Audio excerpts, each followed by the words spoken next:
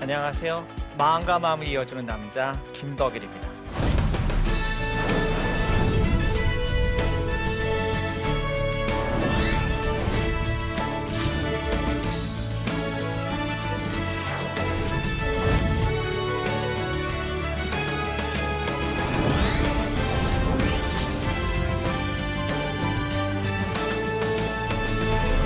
이 시간에는 여러분들과 함께 자녀들을 사랑하는 것에 대해서 함께 얘기를 나눠 보려고 합니다.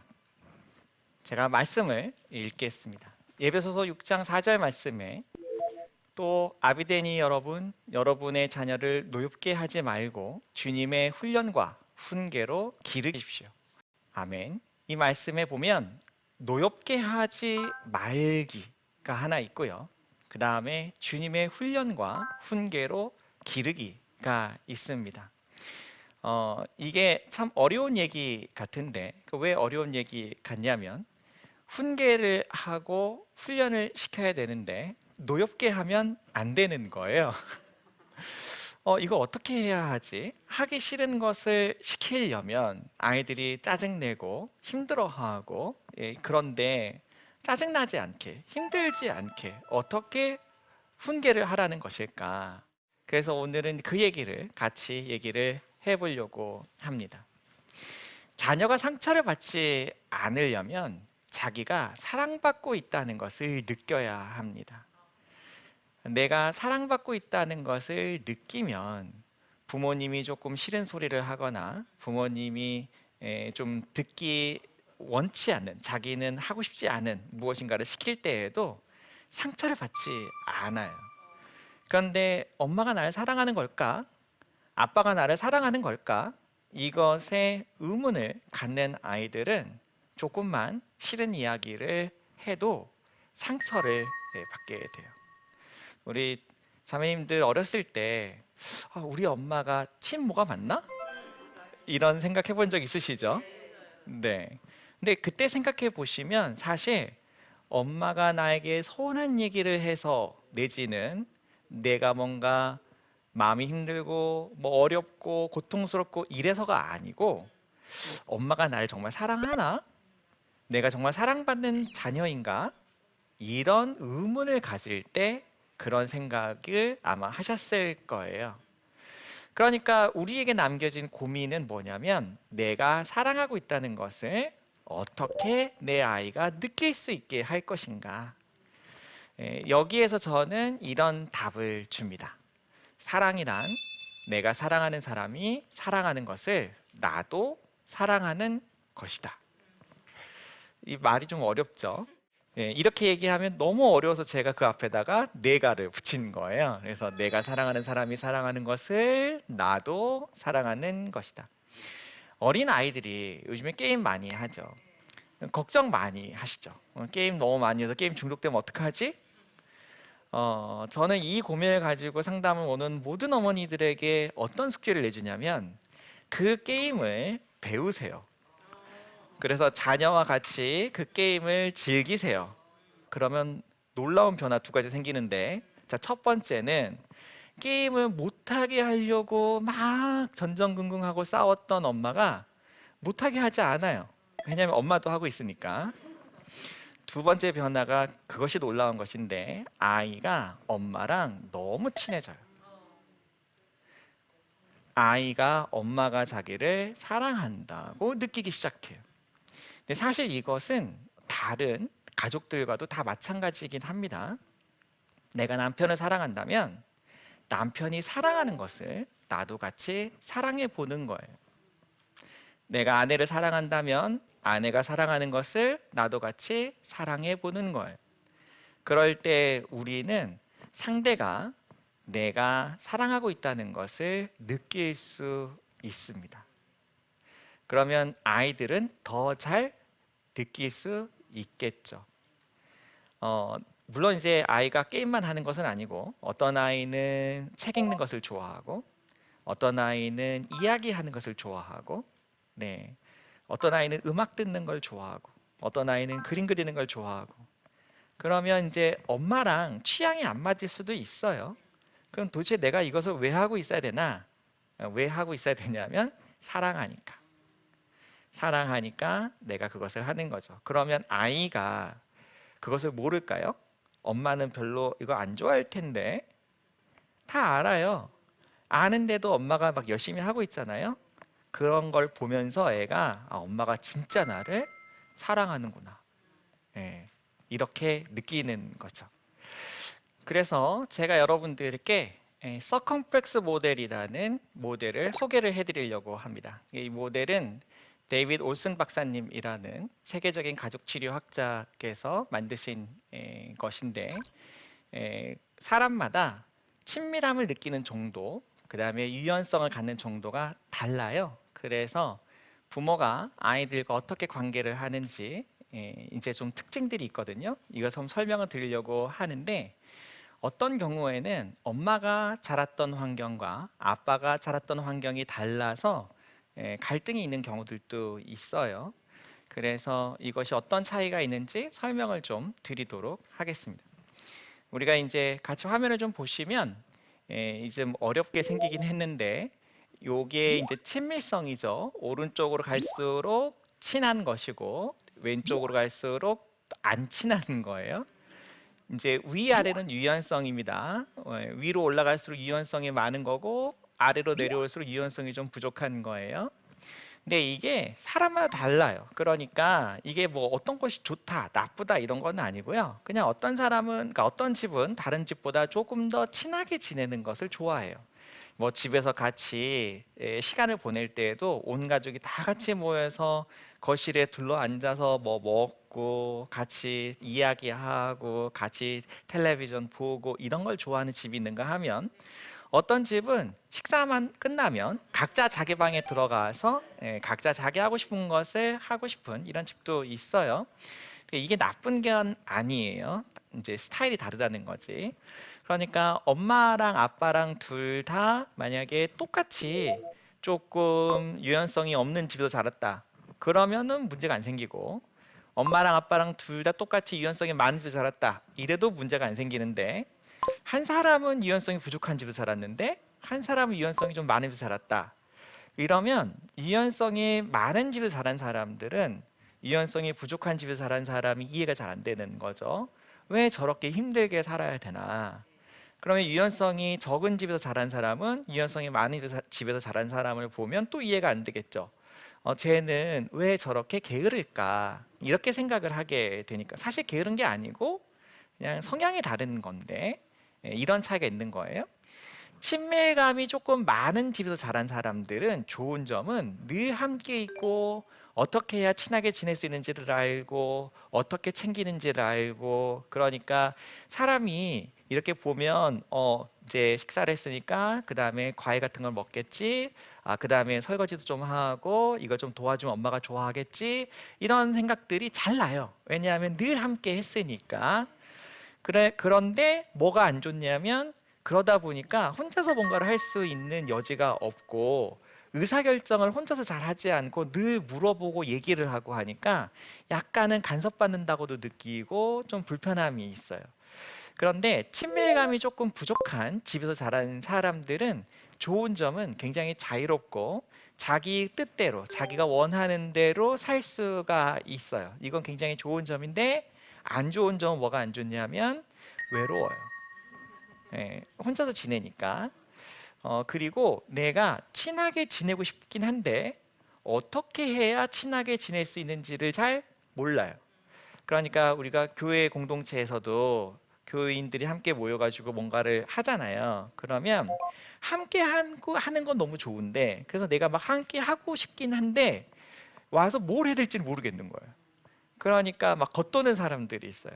근데 좀 친밀한 가정에 자란 사람들은 자기는 눈에 막 보이거든요. 그러니까 혼자서 막 해요. 근데 이러다가 상처받기도 해요. 왜냐하면 자기는 눈에 보이니까 이것저것 막 하는데 어떤 사람들은 아무것도 안 하고 일 다 끝나면 앉아가지고 대접만 받는 것 같고, 이러니까 좀 마음 상하기도 하고 이런 일들이 있어요. 이게 가정에서 만약에 남편은 좀 친밀한 가정에 자랐는데 아내는 좀 친밀함이 없는 약간 외로운 가정에 자랐다, 이러면 또 문제가 많이 생기겠죠. 이 친밀감이 좀 부족한 가정에 자란 사람들이 대체로 위로, 격려, 지지 이런 표현들을 잘 못해요. 그래서 가슴이 따뜻해지고 마음이 따뜻해지는 이야기 이런 거 잘 못하고 사람을 좀 격려하면서 지지하면서 세워가야 되는데 이게 잘 안 되기 때문에 그래서 아이들을 키울 때 어려움이 좀 있어요. 왜냐하면 우리 아이들이 엄마에게 제가 아까 얘기했죠. 사랑받는다고 느껴야 되는데 그래서 내가 격려와 지지를 막 받으면서 뭔가를 해야 하는데 그런데 좀 친밀감이 부족한 가정에 자란 엄마는 자기는 그런 얘기를 못 듣고 자랐거든요. 그리고 못 듣고 자랐지만 난 잘 컸거든요. 그러니까 나도 아이를 어떻게 키워요? 예, 그렇게 키워요. 예. 그런데 이제 이것을 지켜보는 좀 친밀한 가정에 자란 아빠가 봤을 때는 엄마가 너무 매정해 보이는 거죠. 그래서 너 왜 그래? 이러면서 또 아이를 막 그 감싸 안고 다독거리고 막 이러잖아요. 그러면 엄마만 나쁜 사람이 되는 거예요. 아빠는 착한 사람, 좋은 사람, 엄마는 나쁜 사람. 너무 화가 나는 거예요. 아니 왜 나만 나쁜 사람 만들고 좋은 건 지가 하고 왜 저러는 거지? 이러면서 좀 마음이 좀 서운하고 속상할 수는 있어요. 그래서 이제 이런 거를 가지고 우리가 이 가족의 형태들을 좀 볼 수가 있는데 우리가 이제 양육의 스타일을 5가지로 봐요. 근데 건강한 부모, 우리는 이제 건강한 부모가 되고 싶겠죠. 그런데 이제 지나치게 엄격한 부모의 유형이 있고 고압적인 부모의 유형이 있고 지나치게 허용적인 부모의 유형이 있고 방임하는 부모의 유형이 있어요. 그래서 우리가 어느 정도는 친밀할 수도 있고 어느 정도는 친밀함이 없을 수도 있고 어느 정도는 유연성이 있을 수도 있고 어느 정도는 유연성이 없을 수도 있지만 이것을 벗어나는 건강한 선을 벗어나서 너무 지나치게 밀착되거나 단절이 되거나 경직되거나 혼란스러워지는 것은 좋지는 않아요. 그래서 이제 제가 여러분들에게 좀 지나쳐서 좋지 않은 가족들의 모습들을 좀 소개를 하고 그리고 건강한 가정에 대해서 다시 한번 이야기를 하도록 하겠습니다. 먼저 지나치게 엄격한 부모는 단절되어 있는 분리라고 써 있죠. 분리, 경직. 그러니까 이게 지금 상당히 지나친 거예요. 끝에 이렇게 모여 있는. 그래서 부모님은 되게 어떠냐면 기대 수준이 높은데 격려하거나 돌봐주지 않고 책임을 추궁하는. 그러니까 이것은 해내라고 하는데 도와주지는 않아요. 격려도 하지 않고 하지만 이것을 못 해낼 때는 왜 이것을 못하냐라고 얘기를 하는. 그래서 자녀들이 굉장히 심리적으로 상처를 많이 받아요. 되게 미성숙해져요. 그리고 사랑에 대한 환상을 좀 많이 갖게 돼요. 그래서 이런 가정에 자란 사람들이 되게 어떤 사랑을 꿈꾸냐면 말하지 않아도 아는 사랑. 네. 그래서 우리 이제 그 CM송 중에 정말 유명한 CM송이 있어요. 말하지 않아도 알아요. 이런 CM송이 있는데 이 과자가 굉장히 히트를 쳤던 이유는 이것을 사 먹는 세대들이 이런 가정에서 자란 사람이 많아요. 마음이 없는 건 아니고 나도 사랑하고 나도 아이들을 사랑하는데 나도 어렸을 때 그렇게 못 듣고 자라가지고 나도 어떻게 격려를 해야 될지를 전혀 모르는 거예요. 그러니까 참 그렇잖아요. 아이가 가슴 아파하고 힘들어하는 건 뻔히 눈에 보이는데 내 마음을 좀 애가 알아줬으면 좋겠는데 그거는 잘 안 되고 막 나도 죽겠는 거죠. 그러니까 너무 힘든 이런 상태예요. 그래서 이런 가정에서 자란 사람들이 이제 나중에 좀 크면 되게 힘들어져요. 그러니까 내가 나는 어떻게 내 마음을 좀 잘 전할 수 있을까? 그래서 좀 환상을 좀 많이 갖게 되는 결혼에 대한 환상도 좀 많이 갖게 되는 이런 경우도 좀 생기기는 해요.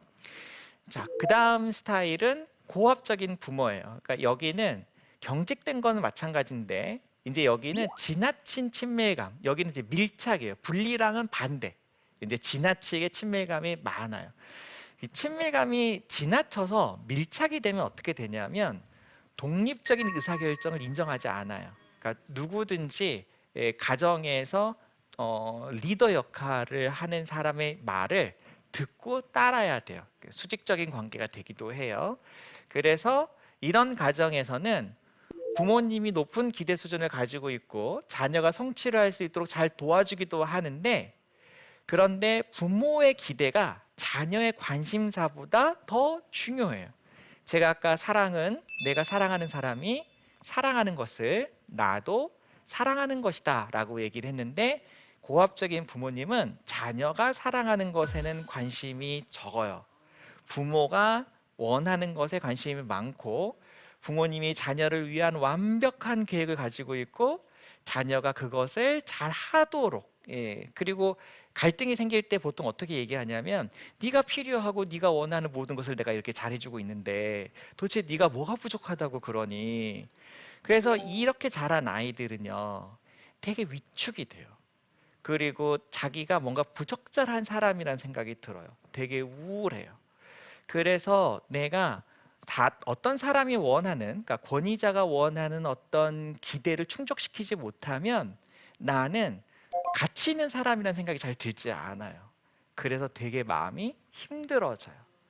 그래서 이런 친구들이 자기의 고민을 가서 다른 친구들에게 얘기를 하잖아요. 그러면 야, 너는 호강에 아주 그냥 복에 겨워가지고 너 그렇구나. 그러니까 이해를 못 받아요. 그러니까 더 힘들어요. 왜냐하면 부모님이 굉장히 잘해주고 원하는 거, 필요로 하는 것들을 많이 해주고 잘 도와주고, 근데 단지 부모님이 자녀가 원하는 것에는 관심을 두지 않기 때문에. 저희 내남자 중에 이렇게 잘하신 분이 계세요. 근데 이렇게 잘한 분이 어느 날 그러니까 명문대를 나오셔가지고 굉장히 좋은 직장을 다니고 계셨는데, 어느 날 그것을 다 포기하고 귀농을 하셔가지고 농사를 지으면서 사시는, 그러니까 이분이 가지고 계시는 그 지식, 재능 이런 게 굉장히 아까운데, 그런데 이제 본인은 그게 너무 싫은 거야. 그러니까 왜냐하면 부모님이 설계해 준 인생이고, 내가 이제 이날 이때까지 엄마 아빠가 원하는 삶을 살았으니 이제부터는 내 뜻대로 살겠다, 이제 그러면서 이제 귀농을 하셨던 이런 분도 계셨어요. 자, 그리고 이제 방임하는 부모가 있는데, 이제 아까 우리 이렇게 단절돼 있어요. 분리가 되어 있는데 여기는 혼동스럽죠. 유연성이 너무 많아가지고, 그러니까 이런 부모님은 자녀가 무엇을 하고 싶은지, 뭐에 관심이 있는지 전혀 관심이 없고 그냥 내버려 두는 거예요. 언제까지 내버려 두냐면, 자녀가 부모의 활동을 방해할 때까지는 그냥 내버려 두는 거예요. 그래서 자녀들이 대인관계 기술이 발달이 잘 안 돼요.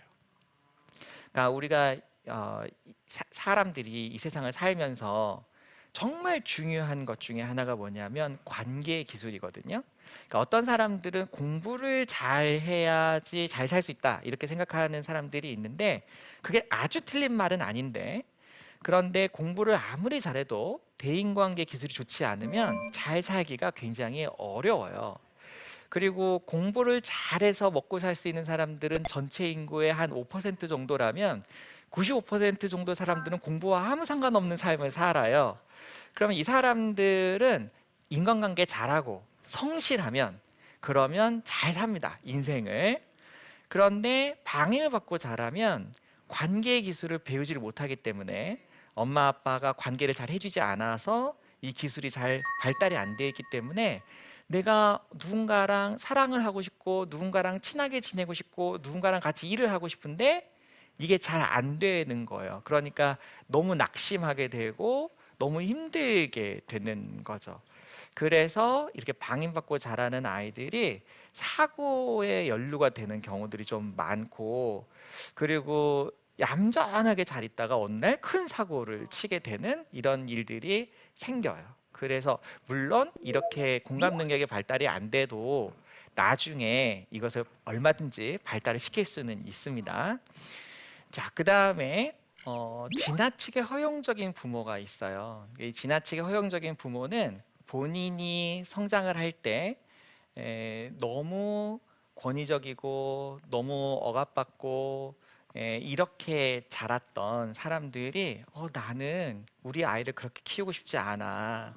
그러니까 나는 아이가 충분히 사랑받고 충분히 행복하게 이렇게 해주고 싶어. 그래서 아이가 원하는 대로 뭐든지 해주려고 해요. 그래서 내가 어렸을 때 나는 정말 특별한 날이 아니면 맛있는 음식을 먹지 못했다. 나는 내 아이가 평상시에도 언제나 늘 맛있는 것을 먹게 해줘야 되겠다. 내가 어렸을 때는 1년에 한두 번밖에 새 옷을 입지를 못했는데 내 아이한테는 수시로 좋은 옷을 입혀야 되겠다. 애가 하고 싶은 거, 애가 놀고 싶은 거 이런 것들을 항상 하게 해주면 우리 아이는 정말 행복하게 자랄 것이라고 생각을 하는데, 이렇게 자라는 아이들은 인내심, 끈기 이런 게 안 생겨요. 그리고 관계라는 것은 주거니 받거니 하고, 누군가가 리딩을 하면, 리더 역할을 하면 내가 팔로우 잘 따라가기도 하고, 또 내가 리더를 하면 친구들이 나를 따라오기도 하고, 이렇게 주거니 받거니 하면서 관계를 해야 되는데, 너무 자녀 중심으로 자녀가 원하는 대로만 다 해주면서 아이를 키우면 이 아이는 자기가 중심이 되지 못하는 상황이 너무 힘들어져요. 그래서 내가 중심이 될 때는 괜찮은데, 친구들이 다른 친구들과 놀고 나하고는 안 놀아주거나 다른 친구가 하자는 대로 하면서 내 이야기를 안 들어주면 짜증이 나고 화가 나요. 그래서 힘이 센 아이는 때려요. 그리고 힘이 약한 아이는 혼자서 외톨이가 돼요. 그래서 이게 좀 활발해서 힘이 세거나 이래서 어렸을 때부터 사고를 치고 이러면 이제 어린이집에서 내지는 유치원에서 이제 원장님이 부르시죠. 어머니, 아이가 조금 전문가를 찾아가 보시는 게 좋을 것 같아요. 굉장히 서운해요. 왜냐하면 나는 우리 아이가 어떻게 하기를 원해서 이렇게 키우고 있는 거냐면, 상처받지 않고 우리 아이가 정말 사랑받았으면 좋겠으니까 이렇게 키우고 있는 건데, 그런데 이상하다고 얘기하잖아요. 그러니까 원장님이 우리 애를 미워하나? 우리가 좀 가진 게 없어가지고, 내가 좀 직업이 별로 좋지도 않아서 혹시 원장님이랑 좀 친한 집 애들을 편애하니까 우리 애만 이렇게 좀 안 좋다고 하시는 건 아닌가? 이런 생각들을 막 하게 돼요. 그런데 이 얘기를 어린이집에서 듣고 유치원에서도 듣고 초등학교 가서도 듣고 이러면 너무 이제 속상한 거죠. 그리고 가서 이제 부모 교육 같은 걸 받아요. 그런 부모 교육에서는 아이를 사랑해 주세요. 아이의 이야기를 잘 들어주세요. 아이를 인격적으로 대해 주세요. 나는 그거 다 하고 있는데. 나는 그거 다 하고 있는데 도대체 우리 아이는 왜 그런 거지? 왜 그런 거냐면 너무 아이가 원하는 것 위주로 키우셨기 때문에 그래요. 그래서 이런 경우에는 어떻게 좀 해주셔야 되냐면, 아이를 때로는 아빠가 좋아하는 것도 하고, 때로는 엄마가 좋아하는 것도 하고, 때로는 아이가 좋아하는 것도 하고, 그러니까 아이가 좋아하는 걸 해주지 말라는 게 아니고, 아이가 좋아하는 것도 해주긴 하지만 엄마가 좋아하는 것도 하고 아빠가 좋아하는 것도 하고 애가 좋아하는 것도 하면서 이렇게 균형 있게 주거니 받거니가 되어야지, 그래야 아이가 건강하게 자랄 수가 있어요. 그러니까 제가 이제 만날 때 제일 가슴이 아픈 가족이 사실 지나치게 허용적인 가정이기는 해요. 왜냐하면 너무너무 사랑하고 너무너무 애쓰고, 엄마는 이렇게 하고 있는데 아빠도 이렇게 하고 있는데 애들은 자꾸 사고 치고 막 엄마 아빠 힘들게 하고, 학교 가서도 막 애들과 싸우고 성적도 안 좋고 막 이러니까 막 너무 힘들어 하세요. 그래서 제가 그렇게 하면 안 되고, 조금 엄마가 원하는 것도 하고 아빠가 원하는 것도 하고 너무 아이 위주로는 하지 마세요 이렇게 말씀을 드리면, 어머 어떻게 그래요? 내가 우리 아이를 정말 주님의 사랑으로 사랑해야 되는데, 정말 값없이 나에게 모든 것을 내어주신, 자기의 목숨을 내어주신 예수님의 사랑으로 내가 우리 아이를 사랑해야 되는데, 이렇게 얘기를 하시니까, 그러니까 제가 그 마음을 모르는 건 아닌데, 그런데 그렇게 사랑하는 것이 오히려 아이에게 도움이 되지 않는다. 이것을 좀 아셨으면 좋겠어요. 자, 그리고 이제 마지막으로 건강한 부모. 건강한 부모는 어떻게 하느냐? 자녀의 관심사에 귀 기울여주고, 그리고 부모가 어떤 기대를 가지고 있는지를 설명을 잘하고, 그리고 부모가 그것을 많이 보여주고, 그래서 아이들이 나도 이거 할 수 있어요, 나도 이거 할 수 있어요, 해보고 싶어요 라고 얘기를 하면 격려하고, 그래서 아이가 자신감을 가질 때까지 격려와 지지, 칭찬을 하는 거예요. 어떤 분들은 애들이 뭐 조금만 잘해도 칭찬해주고 그러면 버릇 나빠지고 애가 진짜 자기가 잘하는 줄 착각해서 교만해지니까 그렇게 칭찬과 격려를 하면 안 돼요, 이렇게 얘기하시는 분도 계시는데 그렇지 않아요. 정말 잘하는 아이들은 겸손해져요. 언제 겸손해지냐면 이 아이가 자신감이 생겼잖아요. 나 이제 이거 잘할 수 있어, 잘할 수 있어 라고 자신감이 생겼잖아요. 그때 교정을 해주는 거예요. 잘 못하고 있는 것에 대해서 이거는 요렇게 해야 돼, 요건 요렇게 해야 돼.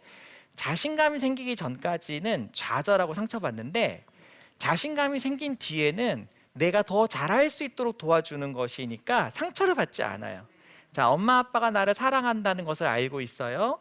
나는 그 사랑을 느끼고 있어요. 난 충분히 지지도 받았어요. 격려도 받았어요. 그럼 난 자신감이 생겼어요. 난 더 잘하고 싶어요. 그런데 내가 뭔가 잘못하고 있어서 그것을 고쳐주잖아요. 너무 감사한 거예요. 아이가. 훈계가 이거예요. 훈계. 그러니까 우리가 훈련하고 훈계한다고 할 때 훈련은 먼저 잘 설명하고 잘 보여주고 그리고 격려, 칭찬 이런 걸 통해서 자신감을 가질 때까지 계속 반복하게 하는 것, 요게 훈련이고, 그리고 자신감이 생긴 다음에 뭔가 잘못된 것을 고쳐주는 것, 이거를 훈계, 교정하는 거예요. 자, 이렇게 하는 거예요. 그러면 아이들이 성취감, 유능감, 자신감, 이런 게 많이 생기고, 내가 더 잘할 수 있어. 그러니까 새로운 과제를 만났을 때 더 도전하고 싶고. 그러니까 우리가 어떤 아이들을 보면 어머니들이 막 부러워하냐면 딱히 공부하라고 얘기하지 않는데도 지가 막 가가지고 혼자서 막 공부하고 엄마가 야 이제 그만 자라 이렇게 얘기하는데도 엄마 이것만 더 하고 잘게요. 그리고 막 엄마는 딱히 기대하지 않았는데 성적이 혼자서 막 계속 오르고 이런 애들을 보면 부럽죠. 우리 애도 그랬으면 좋겠죠.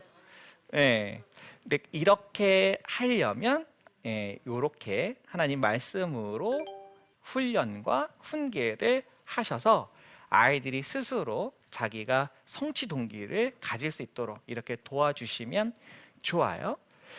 자, 예수님이 왜 처음부터 제자들에게 성령 세례를 주시지 않고 3년 동안 제자들과 함께 생활을 하셨을까요? 제가 강의를 할 때마다 얘기를 할 때마다 이런 얘기 되게 많이 해요. 예수님은 왜 말씀을 가르치시는 일만 하지 않고 제자들과 함께 할 때 함께 먹고 함께 마시고 함께 여행을 하면서 제자들과 함께 시간을 보내셨을까요?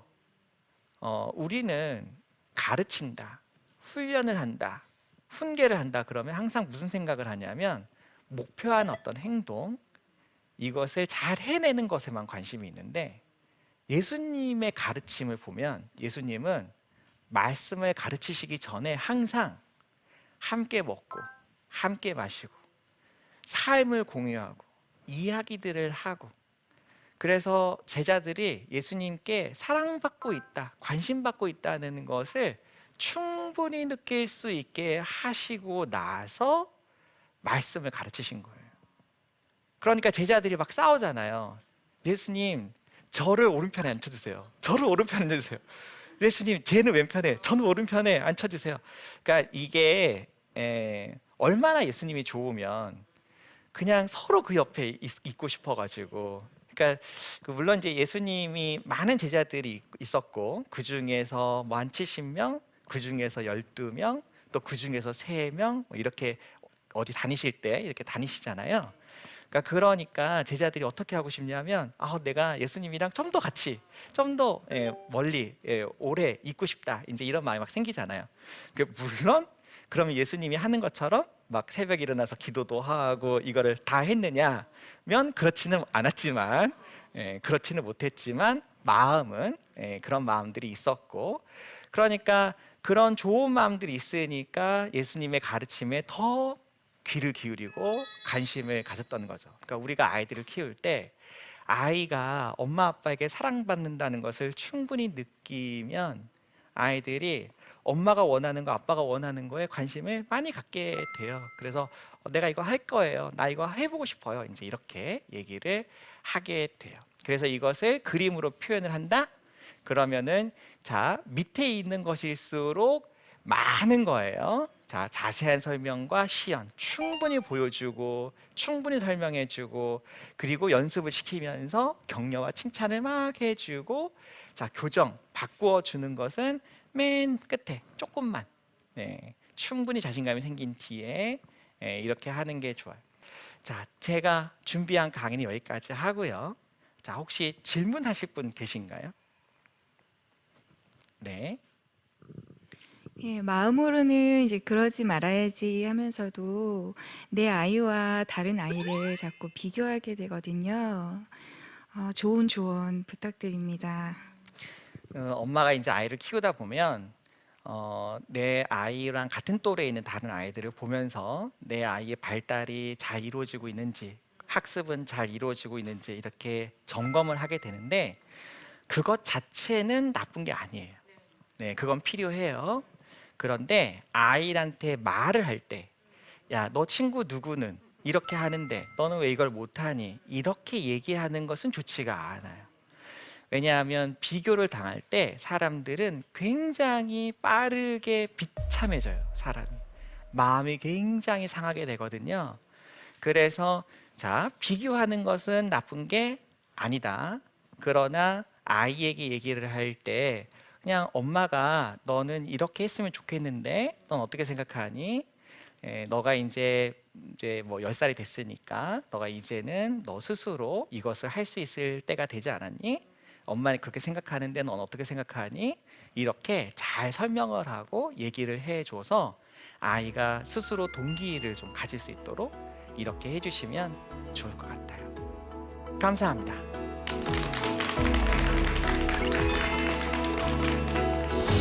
사랑은 언제나 오래 참고 언제나 온유하고 그리고 사랑은 성내지 아니한다고 성경 말씀이 있죠.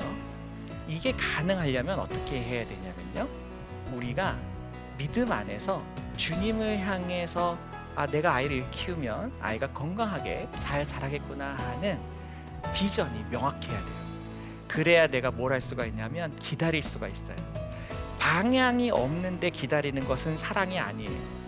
그런데 방향이 명확하고 그것을 향해서 함께 기도하고 함께 바라보고 있으면서 오래 참는 것은 그건 사랑이에요.